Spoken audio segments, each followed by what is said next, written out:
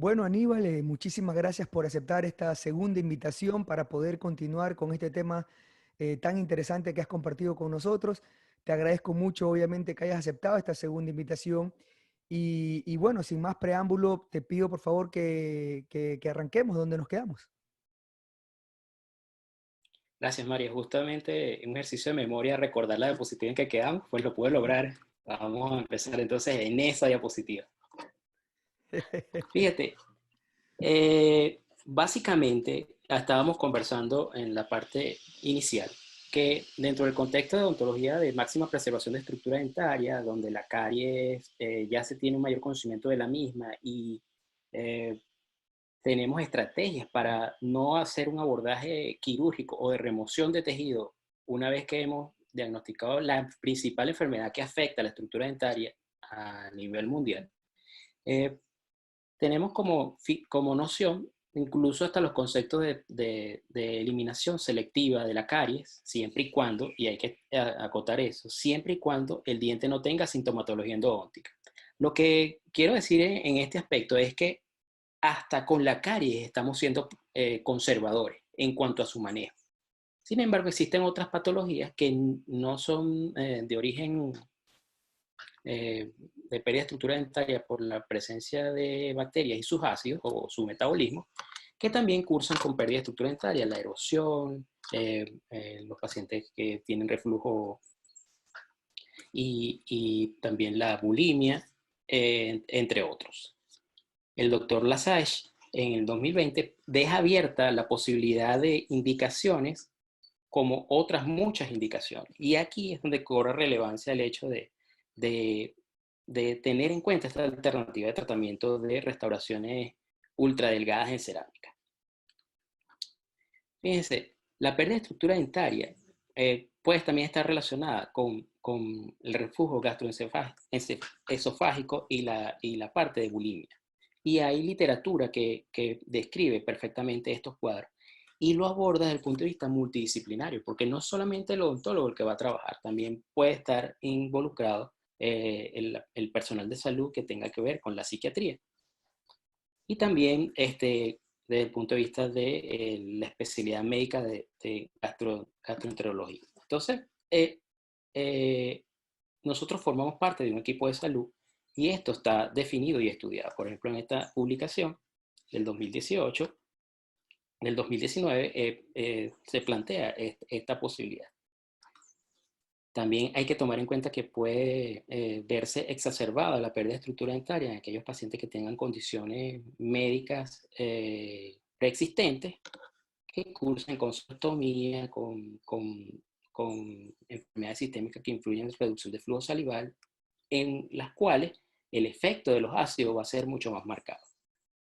Y una cosa que Y quisiera fin, acotar y quisiera comentar ahí a ese respecto, Aníbal. Aquí en Estados Unidos hay dos factores, aparte del reflujo gastroesofágico, que son importantes que tenemos que considerar y estoy seguro que pasan en muchos otros países. Primero, obviamente aquí hay un estímulo muy grande al deporte.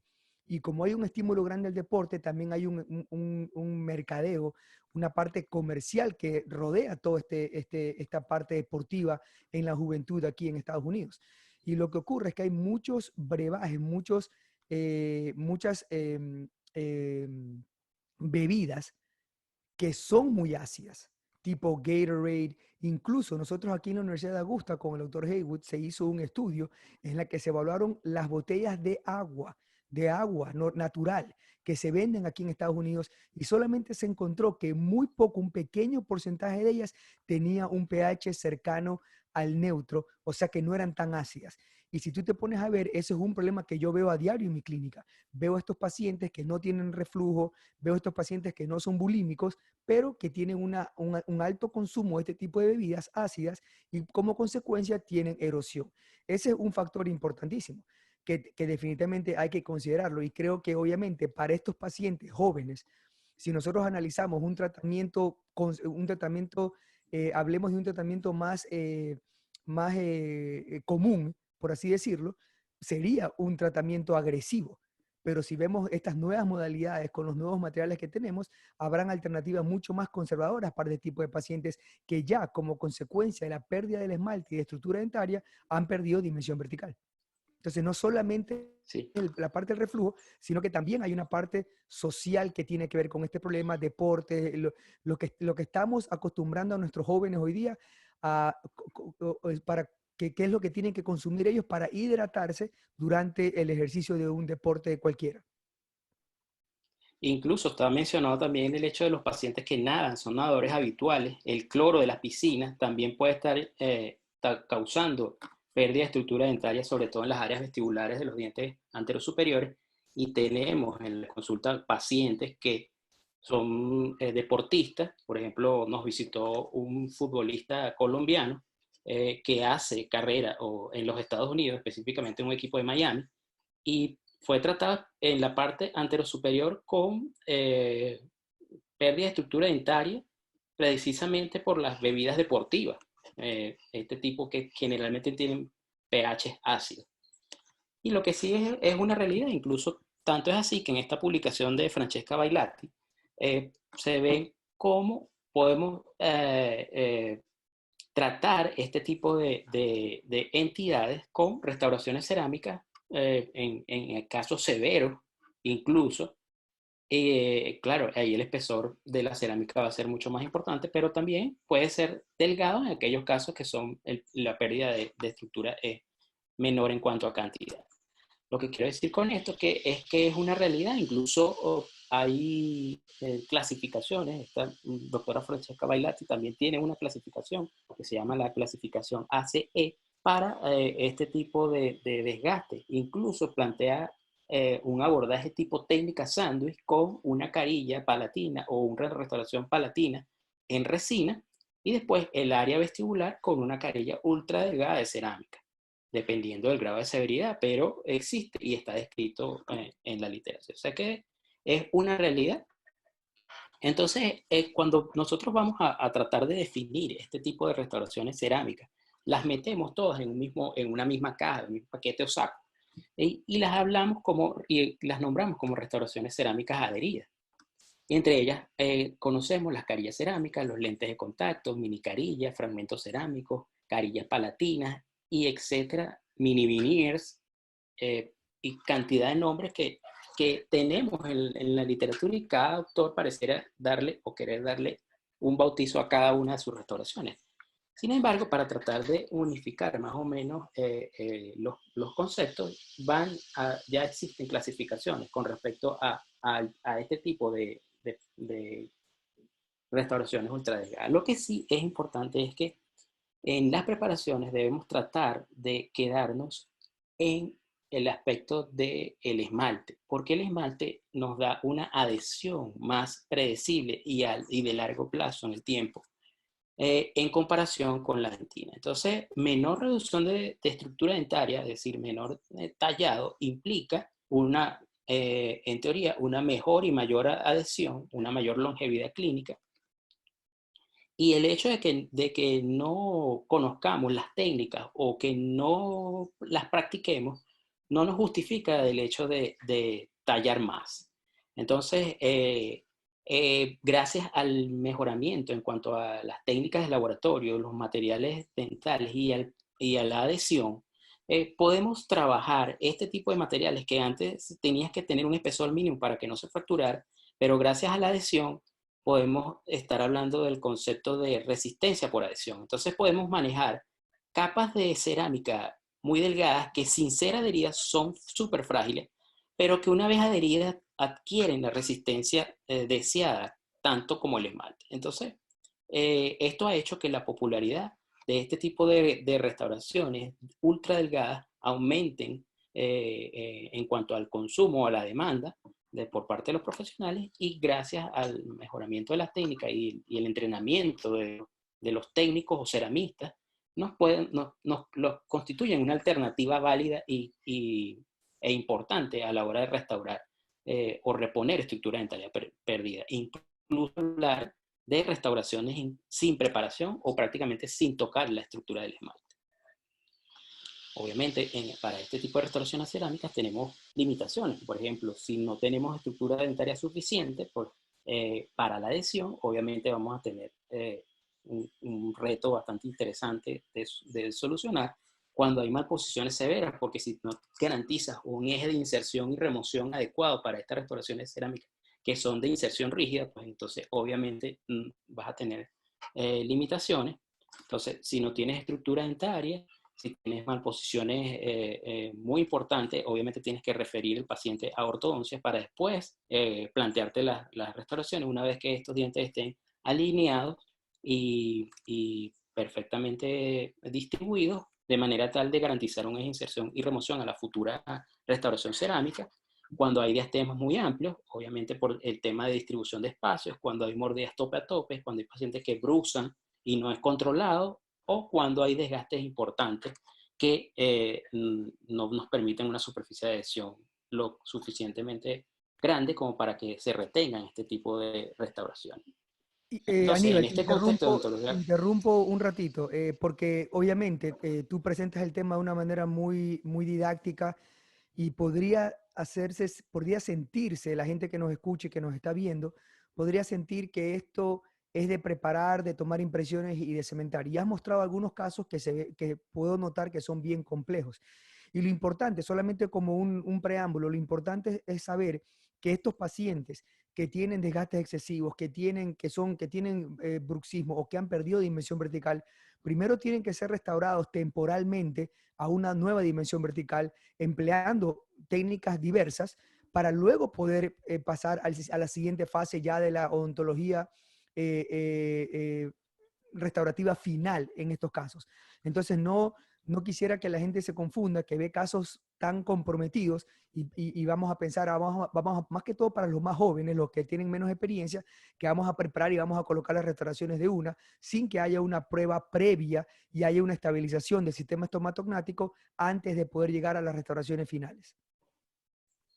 obviamente, este tipo de restauraciones tienen que estar involucradas en un concepto de función masticatoria, porque si no evaluamos primero esa función masticatoria, obviamente el éxito de este tipo de restauraciones puede estar comprometido. Y sobre todo también que estamos hablando de restauraciones que implican un costo generalmente elevado. Entonces, todos esos aspectos deben estar debidamente controlados en la fase de planificación.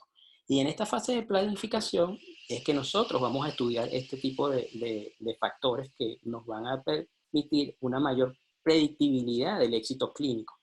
Si no tenemos la fase de planificación, obviamente la posibilidad de ser exitoso en nuestro tratamiento y que el paciente mantenga la mayor cantidad de estructura dentaria, que a la larga es lo importante, y que mantenga la salud, que al final de cuentas es por lo cual el paciente está llegando a nuestra consulta, puede verse comprometida. Entonces, planificación, hay diferentes fases de planificación, vamos a hablar un poquito, aunque no vamos a ahondar en el tema porque tenemos el tiempo un poco restringido, nos va a dar la posibilidad de predecir cuál puede ser nuestro éxito clínico a largo plazo, minimizando la posibilidad de sorpresas. Es decir, nosotros debemos ver los resultados previos y mostrárselo al paciente para que después, una vez instalado todo el caso o cementado todo el caso, el paciente esté de acuerdo en que eso era lo que se había acordado desde el principio. Después, antes cuando no se era tan riguroso desde el punto de vista de la planificación, uno hacía el caso y de repente el paciente podía decir, ah, pero esto no me gusta, y Exactamente. ya es prácticamente irreversible. O desde el punto de vista de comunicación con el laboratorio, en que tú hiciste tu planificación, hiciste tu encerado, no te comunicaste bien con el laboratorio y cada profesional tiene en su mente o en su constitución cerebral la forma del diente adecuada para cada persona. Entonces tú le puedes llevar al técnico las impresiones, él genera carillas espectaculares, pero de repente era diferente a tus provisionales. Y entonces el paciente dice, no, pero me gustaban más los provisionales que es lo que me va a poner como definitivo. Entonces, la planificación tiende a minimizar esas posibilidades de error en el cambio. Predictibilidad en base a la escasa preparación de estructura dentaria para mejorar la posibilidad de adhesión y sobre todo para dejarla en esmalte, que es el tejido que nos da una adhesión más estable, aunque hay técnicas para unirse a dentina y hacerlo un poco más predecible. Siempre que expones dentina, desde el punto de vista de adhesión, uno siempre está pendiente de qué va a pasar con esa capa híbrida, se va a mantener en el tiempo, cómo manejo la capa de desecho, cómo aplico el adhesivo, qué tipo de adhesivo coloco. Mi unidad de curado es capaz de polimerizar ese adhesivo en forma adecuada. Entonces, se complica un poco el asunto. Entonces, mientras más escasa preparación exista, incluso hasta menor posibilidad de sensibilidad postoperatoria tenemos. Entonces, todo esto blindado a través de un concepto denominado resistencia basada en adhesión, hace que si yo me uno adecuadamente a la estructura dentaria, le brinde o le confiera a ese material restaurador, específicamente la cerámica, que es lo que estamos hablando ahorita, una fuerza adicional al estar perfectamente unido a la estructura dentaria.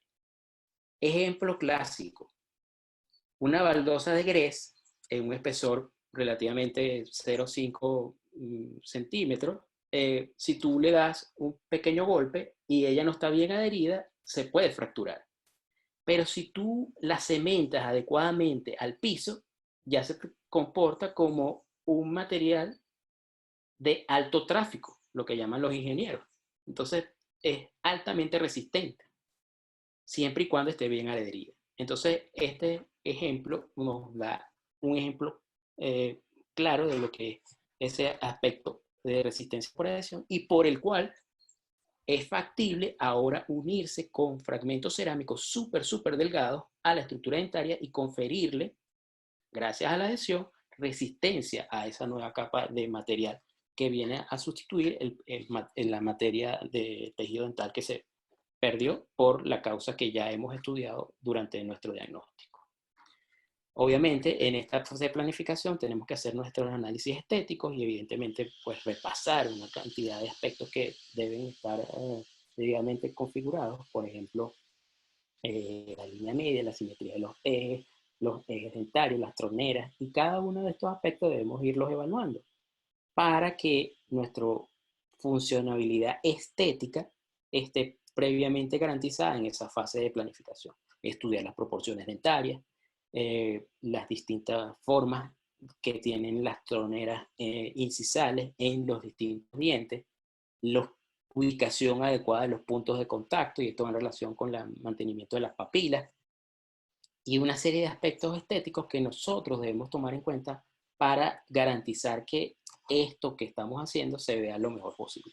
En definitiva, lo que nosotros estamos observando a través de diferentes técnicas es que si nosotros hacemos una planificación, es decir, un encerado, este encerado puede ser llevado a la boca a través de una maqueta o prototipo, y que este prototipo debe ser idéntico a el encerado, y después nuestras restauraciones finales deben ser idénticas a los prototipos.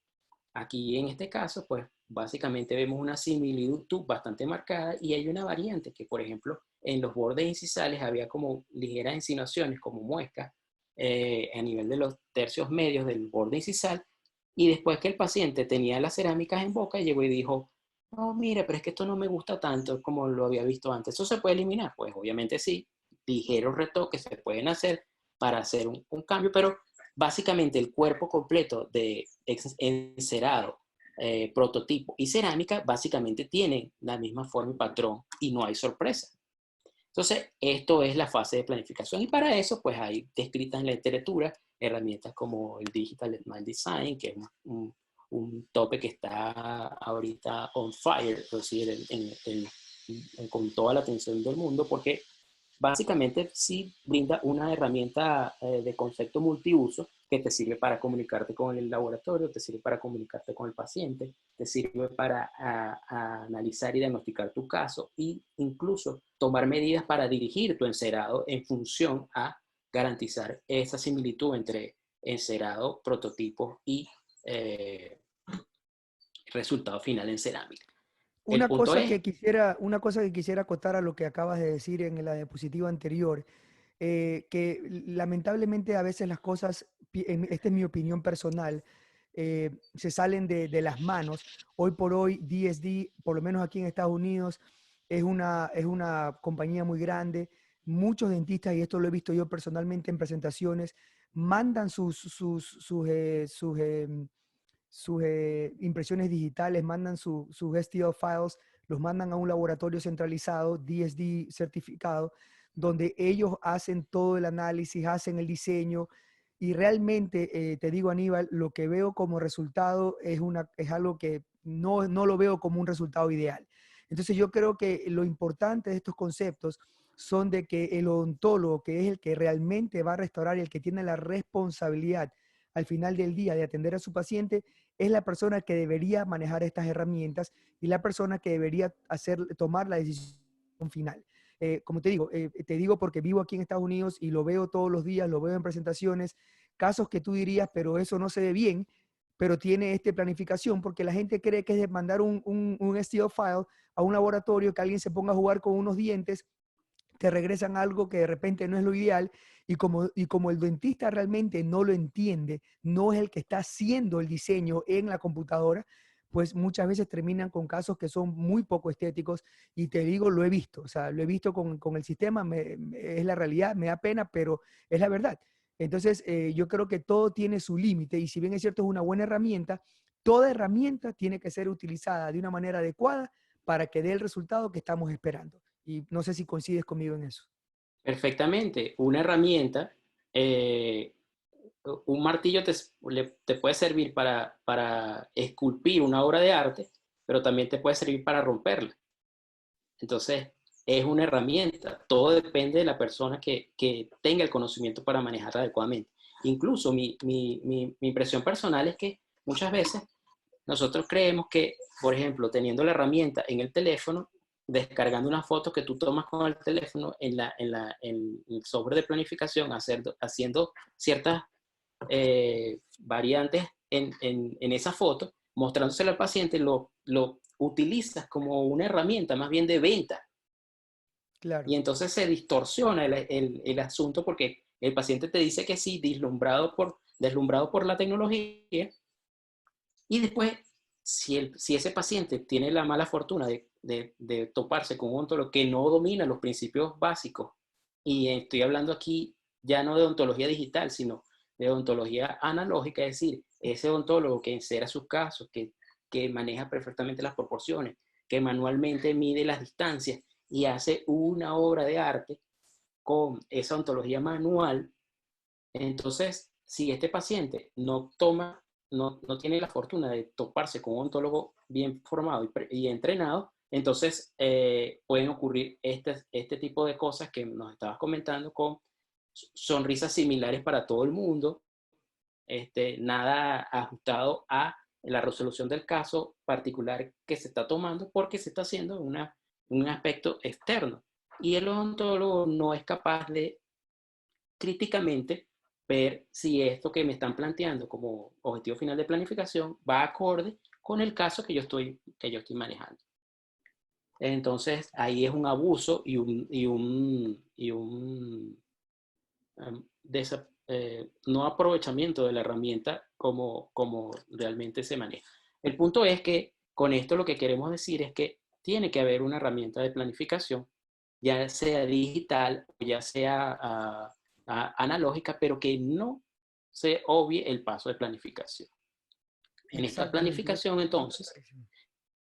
en esta planificación, la pregunta es, en aquellos casos donde la estructura dentaria quiere ser preservada o donde los desgastes son mínimos, la pregunta es, ¿preparo o no preparo?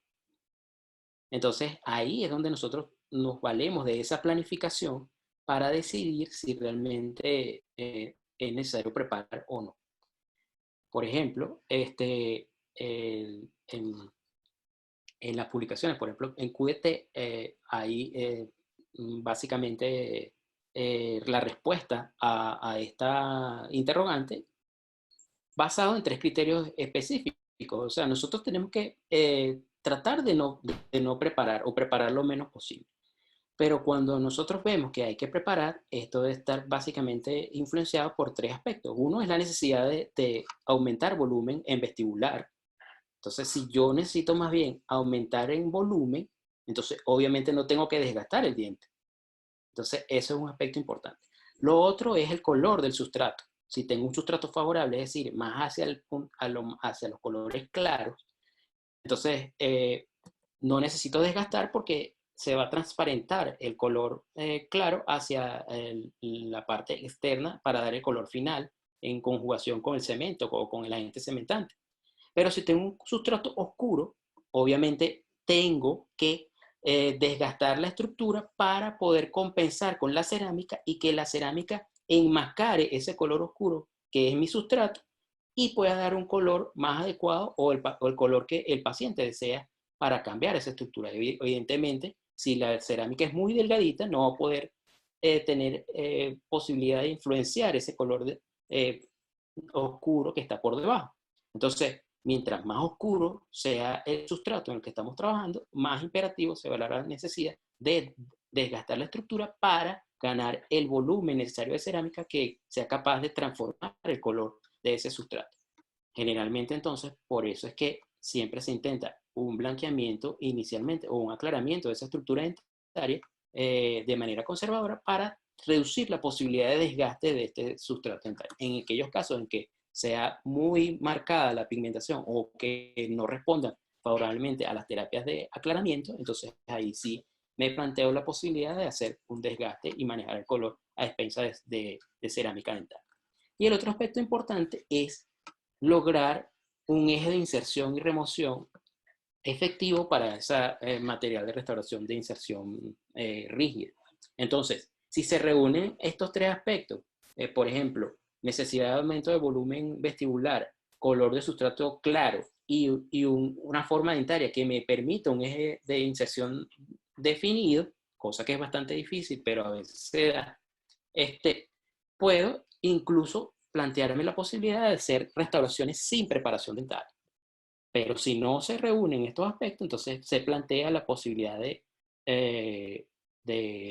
desgastar aquellas zonas que puedan estar interfiriendo con el objetivo de insertar una carilla en esa estructura dental.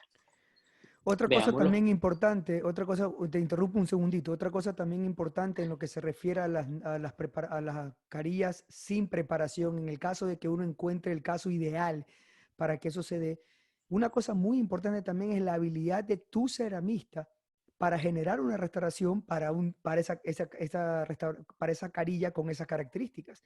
Porque si en sus manos no está la habilidad de poder crear una restauración feldespática ultra delgada, vas a tener un sobrecontorno y vas a tener un problema al final del día.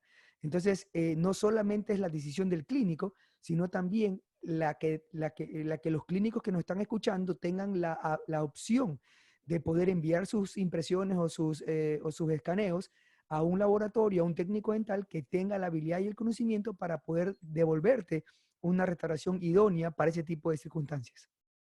Exactamente, por eso es que en la primera parte planteábamos un caso en el cual varios ceramistas hicieron un mismo caso y fíjate que hay diferencias en cuanto a forma, en cuanto a habilidades y no todos los ceramistas tienen la misma preparación. Por eso también planteamos el hecho de que uno debe ser o debe tener una amplia comunicación con el ceramista de manera tal de que conocer sus habilidades y eh, exigirle en función a estas habilidades. Lo que tú dices es perfectamente viable si mi técnico o mi ceramista no tiene el instrumental o las herramientas o las capacidades para generar este tipo de restauraciones ultra delgadas, obviamente pareciera cuesta arriba que nosotros podamos tener éxito a largo plazo con este tipo de restauración. Otro aspecto importante en esta consideración que me planteabas es que para tener un técnico con habilidades, obviamente el paciente tiene que tener el potencial económico para poder cubrir a estos técnicos con estas habilidades, porque realmente se transforman en unos artistas, unos verdaderos maestros de la morfología y a espesores delgados. Entonces, verdaderamente es una magia. Pero para lograr tener acceso a este tipo de maestros ceramistas, yo los llamo así, porque realmente son maestros ceramistas, obviamente el paciente tiene que tener la posibilidad económica para poder contratar los servicios de estas personalidades a nivel mundial. Ya hay, gracias a Dios, en casi todos los países, personal idóneo y formado para esto. Entonces, ahí es donde está también el aspecto económico. Entonces, en este tipo de tratamiento, lo que para la vida también funciona, el sentido común, las habilidades, lo que dicen los expertos y lo que dice también la evidencia. Entonces, obviamente, tenemos que tener en nuestro equipo de trabajo o en nuestro consultorio un laboratorio que pueda ser capaz de manejar estas exigencias.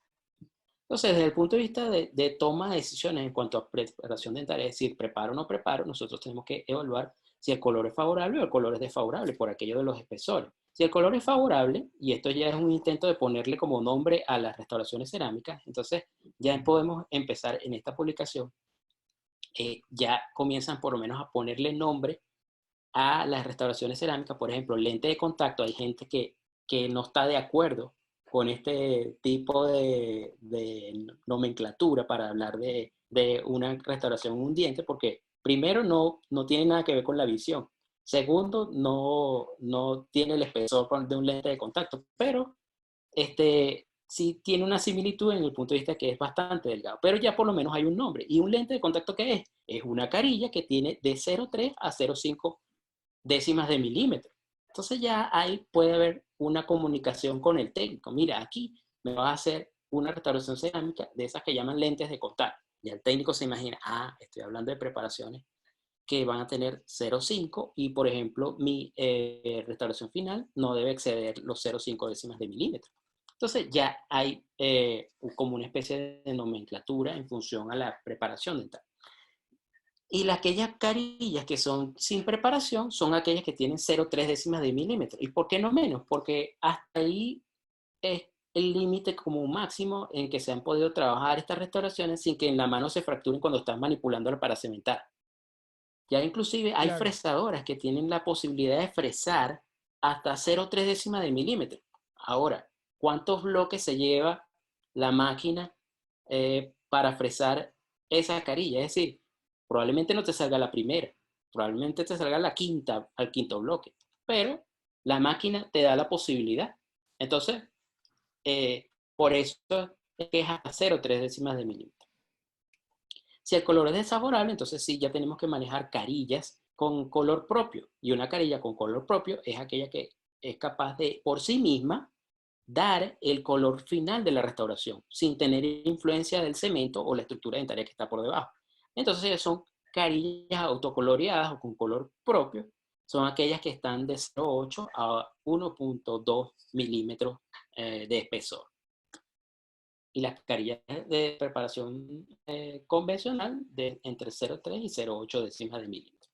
Ahora, volviendo a citar al doctor Lesage en esta publicación del 2020, él habla específicamente de una clasificación en función a el espesor de desgaste que se tenga sobre la dentina o la cantidad de estructura remanente que quede en el esmalte una vez planteada la restauración. Entonces, por ejemplo, vamos a tener una reducción o una carilla CL1 si no hay preparación o prácticamente está, o básicamente la línea de terminación es detectable solamente con magnificación y prácticamente es un filo de cuchillo, o sea que casi no hay línea de terminación definida.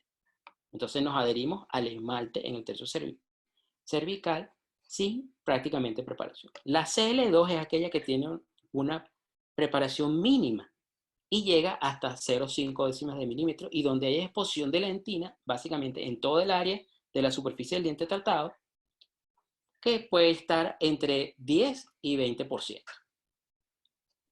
La CL3 es aquella de diseño conservador, lo que estamos más o menos acostumbrados, lo que venimos haciendo carillas desde hace un tiempo para acá, de 0,5 a 1 milímetro, y donde hay una exposición de dentina entre el 20% al 50%.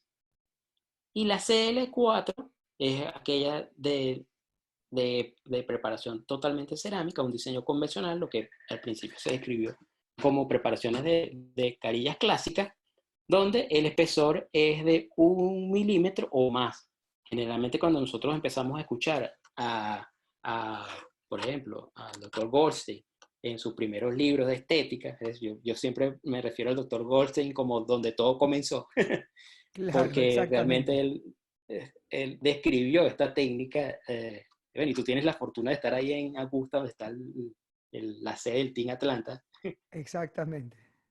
Bueno, la sede está cerca, en Este, Atlanta, exactamente. exacto.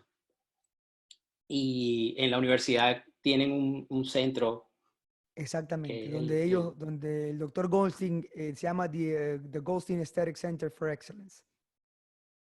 ajá. Entonces, ahí fue donde todo comenzó. Nos decía que 1,5 era lo mínimo que teníamos que reducir para poder lograr una carilla que tuviera éxito, porque tenías que estratificar las capas de cerámica. Entonces ahí es un ejemplo de cómo la odontología ha evolucionado y cómo la preservación de la estructura dentaria ha sido una bandera desde hace tiempo y hemos reducido estos espesores. Pero también lo puedes clasificar en función al esmalte que te quede presente. Entonces, si te queda un esmalte entre 95 y 100%, entonces es un CL1. Si queda en esa superficie estructural intacto un porcentaje de 80 a 95% de esa área de todo esmalte, entonces estás hablando de un CL2. Si estás en un CL3, eso estará entre 50 y 80% de esmalte remanente, y si tienes menos de 50, entonces va a ser un CL4. Entonces, esta clasificación ya te plantea, pues, una mejor comunicación con respecto a la cantidad de estructura que vas a estar quitando o preservando, y tiene ya como una nomenclatura, y esto es un avance importante, sobre todo desde el punto de vista didáctico. Ya podemos referirnos con nombre y apellido a un tipo de preparación específica.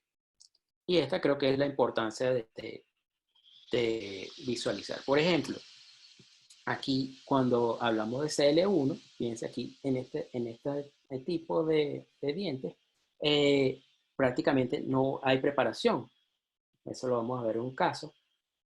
Más adelante, el CL2, una preparación mínima, que solamente puedes observar con magnificación. Incluso en estos casos ni siquiera hay que hacer provisionales. Puede ir para su casa tranquilamente con ese tipo de preparación. El diseño conservador, al cual básicamente nosotros hemos estado familiarizados en los últimos años, y aquellas con ya más de preparación. Aquí ya hay posibilidades de exponer dentina, y ya de un espesor de 1 milímetro más. Entonces, con ejemplos clínicos puede ser forma didáctica para plantear este tipo de preparación. Entonces, fíjate este caso. Este paciente era, tú sabes que en Venezuela hubo un éxodo de habitantes. Antes éramos un país receptor de habitantes a nivel mundial, inmigración de Europa, inmigración de Sudamérica, inmigración de todas partes del mundo, todos querían venir a Venezuela, y después nos convertimos en un, una especie de diáspora y hemos prácticamente ido por todas partes del mundo. Este paciente va a consulta y me dice: doctor, me voy del país, quiero hacer unas restauraciones para que me devuelva la estética. Quiero carillas. Y yo, carillas, pero ¿cuándo te vas? Me voy en una semana. Imposible, en una semana no te puedo tener las carillas listas. Déjame ver qué puedo hacer por ti. Obviamente estaba pensando en algo directo. Entonces, planificación, encerado, vamos a cerrar esos espacios, vamos a cambiar modificar la forma de los dientes, y nos planteamos hacer adhesión a estructura dentaria con material de resinos o forma directa. Hasta que aquí estamos haciendo nuestra preparación del sustrato dentario en la primera diapositiva de la derecha para ustedes, con microarenado. Ahí estamos mejorando la posibilidad de patrón de grabado y mejorando, por tanto, la posibilidad de adherirme adecuadamente a esa estructura dentaria, porque se sabía que estas restauraciones tenían que durar mucho tiempo. Entonces, paso a paso fuimos agregando resina, dándole las características de textura que tiene el paciente. Creo que ustedes la pueden ver. Fíjense que en el lateral, incisivo lateral, donde está la Ajá. capa Y se ve muy claro, se ve muy claro. se ve como las líneas de los periquematíes, y entonces, bueno, con el pincel estamos tratando de reproducir esa textura para imitar la estructura dentaria tal cual como la naturaleza lo tiene previsto. Y entonces fuimos modificando poco a poco con resinas para ir cerrando y modificando la forma de los dientes, y logramos este resultado final, y el paciente se fue del país a Europa específicamente, y pasamos de un antes y después de esta forma. Y todo esto basado en los conceptos de simplificación en resinas que, gracias a este super exponente en cuanto a las resinas directas, tuvimos el honor de compartir esta publicación bajo la técnica de simplificación en restauraciones clase 4. Eh, y ya esa palabra, simplificación, ya hace del artículo algo visionario. Gracias, Mario, a donde tú eres autor del artículo. eh, ya es el mismo hecho de hablar de simplificación lo hace visionaria, porque ya en el año pasado y empezamos a ver restauraciones de resina con las famosas resinas universales. ¿Y qué son Exactamente. resinas universales? Resinas que simplifican el proceso y minimizan la posibilidad de error al plantearte unos colores estándar que pueden ser un mismo color, puede acomodarse varios tonos de colores de la estructura dentaria. Y entonces, por eso es que se llaman universales, porque puedes llevar pocos colores y resolver gran cantidad de casos. Entonces, bajo esos conceptos, fíjense que ya es, estas resinas universales tienen su razón de ser en función a la simplificación de la técnica, Y porque una cosa obviamente nosotros importante, queremos una hacer. cosa, claro, una cosa importante que quisiera acotar ahí, porque lo mencionaste hace un rato, justamente se refiere al costo. Cuando vemos en la parte clínica, ustedes saben que el costo siempre va a estar asociado al tiempo y obviamente a la dificultad de la técnica. Y todos podemos coincidir que la gran mayoría de casos que llegan a nuestras consultas en América Latina e incluso aquí en Estados Unidos son personas que quieren una restauración directa, que se vea natural, que sea aceptable para ellos, pero tenemos que tener claro que si nosotros fuéramos a hacer restauraciones más complejas, obviamente estas requerirían más tiempo y tendrían un costo mayor. Es lo mismo que una carilla de porcelana hecha por un buen técnico, pero no por un maestro técnico dental que va a cobrar más por su restauración porque le va a dedicar más tiempo y requiere de más habilidad generar todas esas zonas ultra delgadas dentro de una carilla de porcelana. Yo creo que el mismo concepto se puede poner, y es lo que yo hago en mi clínica con mis pacientes. Obviamente tiene un menor costo el que yo hago una restauración monocromática versus hacer una restauración multicromática empleando varias opacidades e intensificadores, porque no solamente que me toma más tiempo, sino que también tiene más riesgo de que si no queda bien, yo tengo que repetirlo y tengo que asumir ese costo. 11 años después, el paciente me escribe y me dice, doctor, quiero hacer un cambio de mis restauraciones, pero yo recibo la llamada o su comunicación y le digo, pero ¿qué pasó? ¿Pasó algo con las restauraciones que hicimos hace años? Y me dijo, no, ellas están perfectas, pero yo quiero más estética. Quiero los dientes más claros, quiero cambiar mi sonrisa. Entonces, ¿y te puedes acercar a Venezuela? Sí, sí, perfectamente. Él pasó a vivir en Europa y después se fue a vivir a Dubái. Trabaja en una línea aérea y entonces este, eh, tenía la posibilidad de viajar. Y entonces, bueno, vente para ver qué podemos hacer. 11 años después, las restauraciones de resina, como estaban funcionando perfectamente, básicamente los cambios pasan inadvertidos.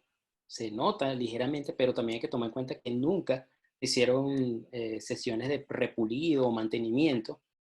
Tal cual como se fue de Venezuela, así está, regresó sin ningún tipo de mantenimiento de esa resina. Pero como él quería más estética, y eso es otra de las indicaciones que creo que queda la puerta abierta, entre muchas otras indicaciones. Pacientes con altas expectativas estéticas también son candidatos a este tipo de restauraciones ultra delgadas, porque si quieren cambiar estética de forma elevada, entonces, y nosotros tenemos la premisa de no tocar o desgastar el mínimo el diente, entonces esto se convierte en otra indicación para este tipo de restauración. Entonces decidimos, pues bueno, vamos a quitar las resinas que están ahí funcionando.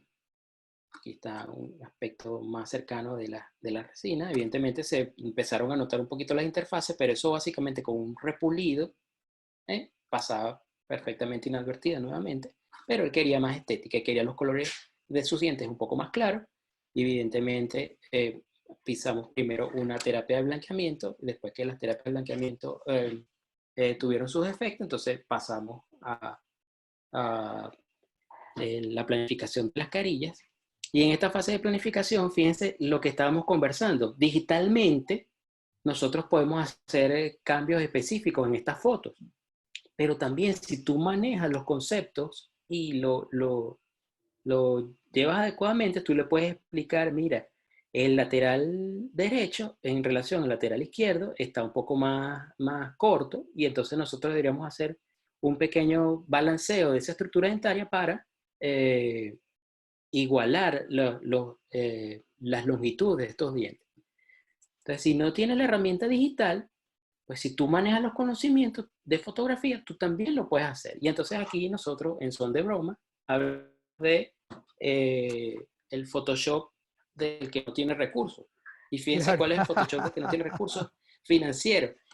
Es manejar las herramientas intelectuales. Miren el Photoshop ahí, con un fondo negro y marcando con negro el área que en teoría estamos rebajando, le estamos demostrando al paciente, sin necesidad de una herramienta digital, sino una simple fotografía, cómo quedaría su diente sin ese largo que nosotros estamos planificando recortar en ese diente. Entonces, lo importante es no valerse de la tecnología digital, sino que sea realmente una herramienta, pero sí valerse de tus conocimientos y tu formación intelectual para modificar esos cambios en la fase de planificación. Entonces, acelerando un poquito, vamos a eliminar la estructura de la resina. Entonces, ahí para visualizarla, fíjense, lo pintamos con un lápiz de grafito. Y después con discos abrasivos para resina, fuimos eliminando, y con la ayuda del bisturí, fuimos eliminando esa resina con la idea de preservar al máximo la estructura remanente que se tenía desde el principio. Entonces, poco a poco fuimos eliminando toda la resina hasta dejar el diente con ángulos redondeados, con un eje de inserción favorable, y entonces ya una vez terminada la preparación, es decir, prácticamente redondear ángulos y quitar ángulos líneas para garantizar un eje de inserción adecuado, pues hacer nuestras restauraciones, toma de impresión con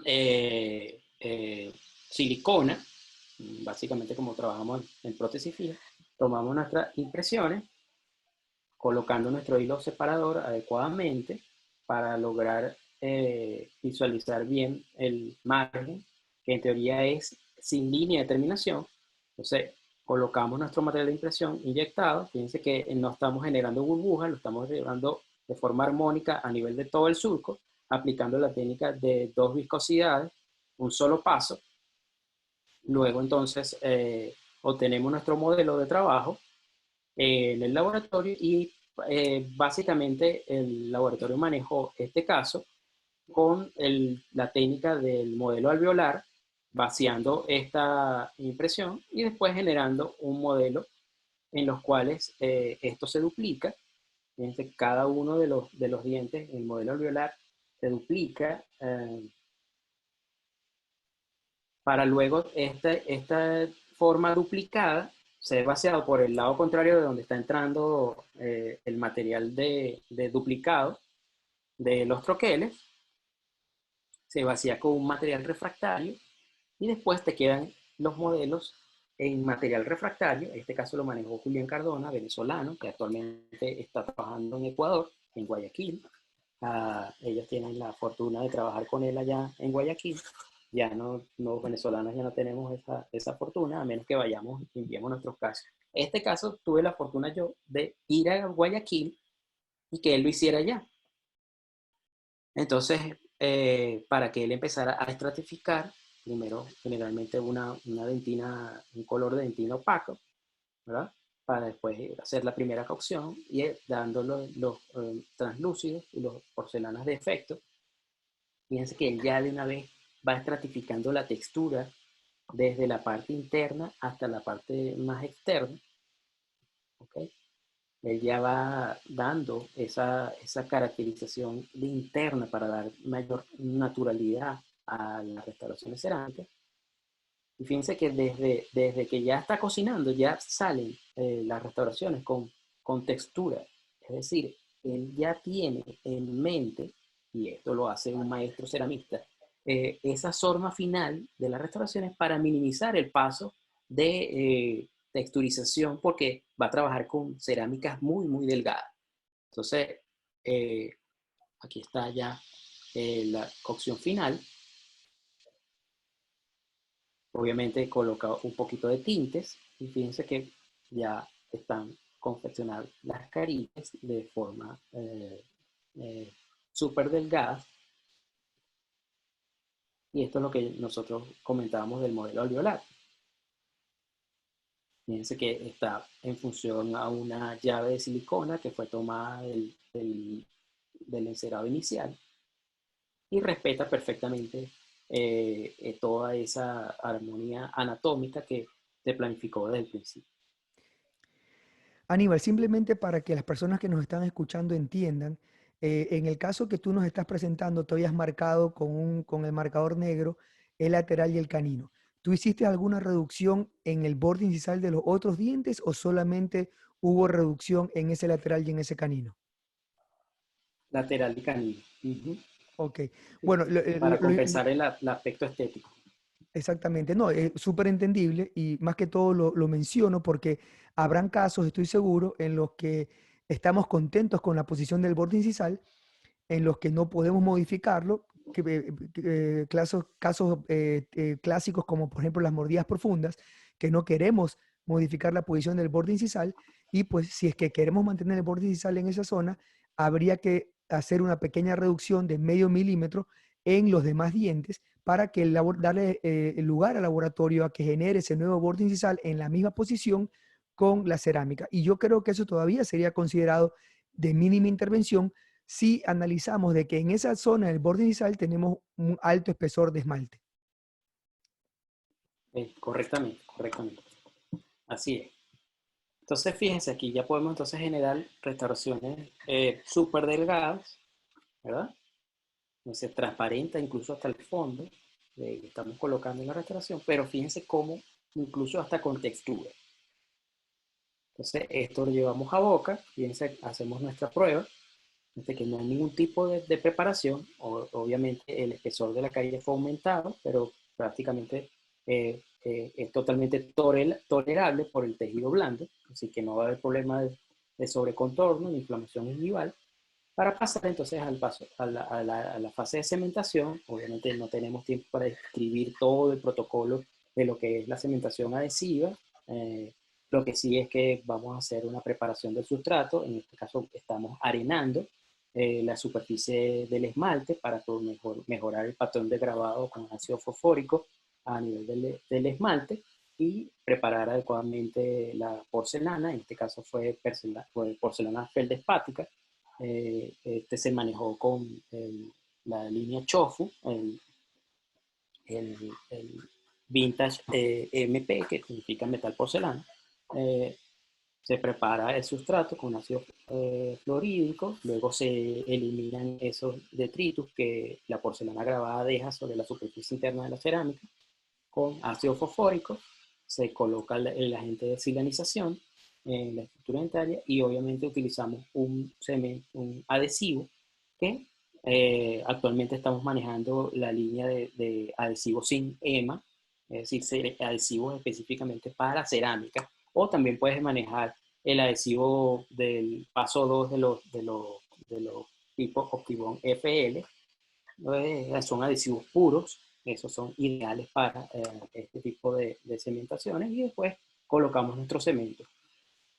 Tener una buena unidad de curado que sea capaz de brindar la energía necesaria en cuanto a milivatios adecuados para atravesar esa cerámica y llegar al diente y poder polimerizar el cemento. Y de esto estuvimos conversando allá en Augusta cuando tuve la posibilidad de visitarte en la escuela de odontología con el doctor Freddy Krueger,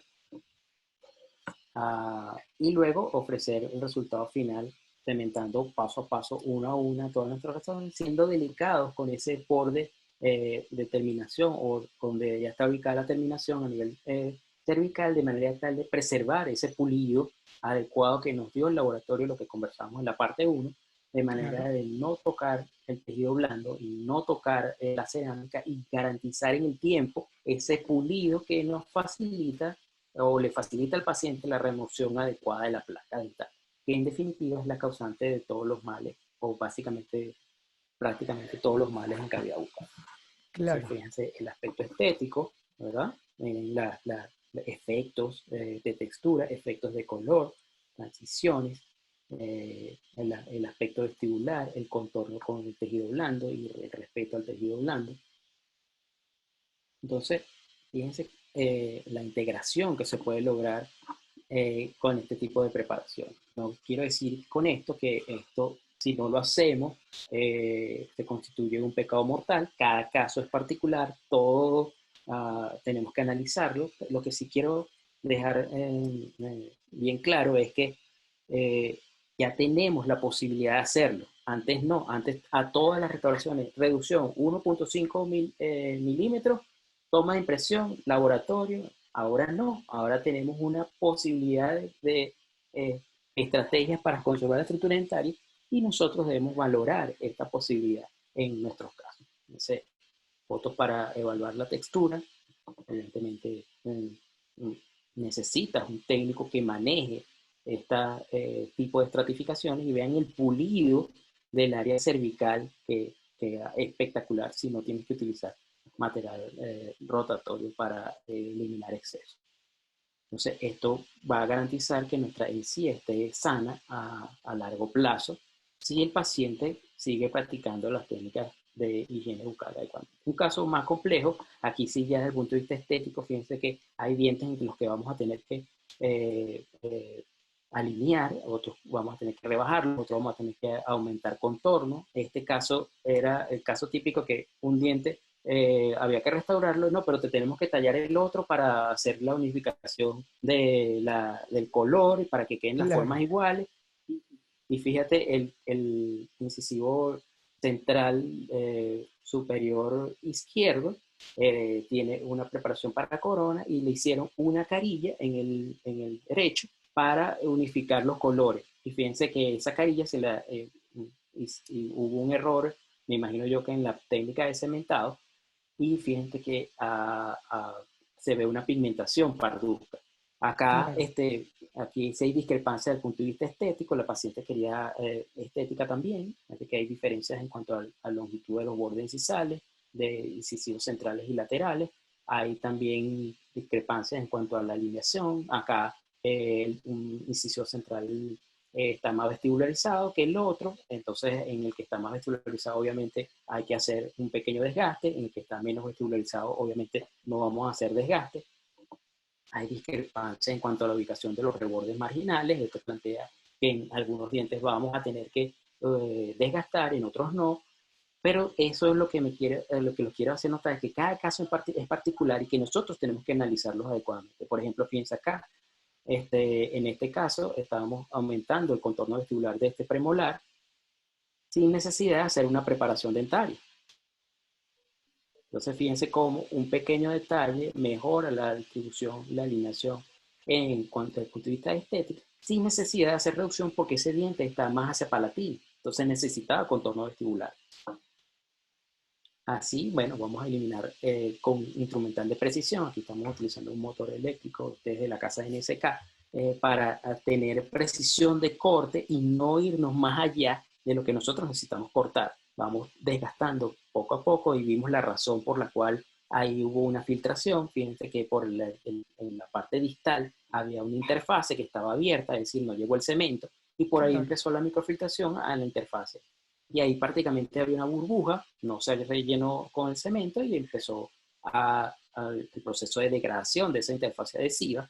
Obviamente nosotros estábamos preservando la estructura dentaria, fuimos eliminándola poco a poco hasta lograr llegar al tejido sano. Fíjense que ahí está rugoso, lo pusimos un poco más pulido para mejorar la humectabilidad de los sistemas adhesivos. Hicimos la fase de provisionales y aquí entonces nos enfocamos a hacer la planificación con el encerado respectivo. Aquí ya estamos igualando los contornos vestibulares. Entonces ahí se plantea que en algunos dientes vamos a tener que desgastar, específicamente en ese lateral izquierdo, que estaba más vestibularizado. En la parte de los premolares, más bien tuvimos que aumentar el volumen. Aquí diseño de preparaciones de precisión. Entonces que aquí estamos refinando nuestra línea de terminación con equipos de ultrasonido. En este caso, pues, trabajamos específicamente con varios loops de NSK. En el área de la línea de terminación, en el diente que está más vestibularizado, pues hicimos una pequeña reducción dentaria y estamos definiendo nuestra línea de terminación con este equipo ultrasonido para tener una mayor precisión de corte en el área de la línea de terminación. Vamos entonces a empacar nuestro hilo separador para determinar ya la posición final de nuestra línea de terminación. Fíjense que prácticamente es imperceptible. Para luego entonces pasar a la fase de laboratorio. Aquí también manejamos modelos alveolares. Esto sí ya es disilicato de litio, específicamente IMAX. En este caso lo manejo en Caracas el técnico Juan Araujo, para generar restauraciones en algunos casos también tan delgadas que viene como se trasluce la luz que viene del flash. Fíjense cómo también se traduce la luz del fondo, del fondo del vestíbulo, para luego hacer nuestro protocolo de cementación. Evidentemente aquí podríamos hablar muchísimo de adhesión, de cómo preparar adecuadamente los sustratos cerámicos, pero obviamente no es el caso. Estamos hablando de restauración de cerámica. Pues básicamente la preparación aquí se reduce un grabado del sustrato es de cerámica con 20 segundos máximo de ácido fluorhídrico, para luego hacer la silanización y proceder al paso de acondicionamiento interno. Fíjense acá, estamos para mejorar el sustrato de esmalte, estamos arenando, y fíjense el aspecto. Yo no sé si tú lo notas allá, Mario, y las personas que nos observan, que hicimos la mitad del diente arenado y la otra mitad sin arenado. Fíjense cómo cambia el acondicionamiento del esmalte. Entonces es más fácil, o un patrón de grado más efectivo en un esmalte arenado, el lado del lado derecho de sus pantallas, en comparación al lado izquierdo. Esto solamente para fines didácticos. Obviamente después lo arenamos todo, pero es para que vean cómo cambia el esmalte cuando es arenado. Obviamente después lo arenamos todo y después lo grabamos todo, evidentemente, para el proceso de cementación. Entonces, acondicionamiento con ácido fosfórico. Hacemos nuestra técnica adhesiva. Aquí estamos polimerizando desde el vestibular y desde palatino, dándole bastante energía para que ese adhesivo polimerice adecuadamente. Y después utilizamos nuestro agente de cementación. Ahí vimos cuál fue el agente de cementación que utilizamos para entonces obtener este resultado final. Muy bonito. Muy bonito. Entonces el antes y el después. Sí, lindo caso, lindo resultado. Incluso el caso anterior que mostraste, lo que me gustó muchísimo fue ver también, después de 11 años, lo bien que habían funcionado las resinas y cómo uno siempre puede transicionar a sus pacientes de resinas a restauraciones indirectas de la manera como tú lo has ilustrado. Pero lo más importante, porque mucha gente cree que la resina funciona por 2 años, 5 años, ahí estás viendo 11 años.